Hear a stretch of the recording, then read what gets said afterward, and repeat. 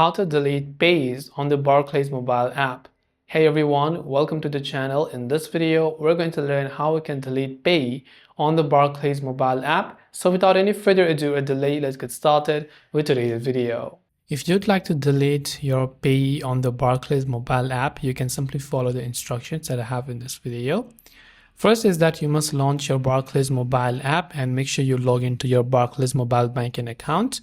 Now, if you don't have any future dated payments or standing orders due for that pay, then you can delete that pay. If you do, you'll need to cancel these before deleting the pay or wait until they've been paid. So first, after you launch the app, select the option Pay and Transfer. Then go to the option that says Pay. Choose the account where you set the pay up. Then select the option that says Delete a Pay and then choose the pay that you want to delete. And that way you'll be able to delete Payee on the Barclays mobile app. That's all for this video. Thanks for watching and see you in the next video.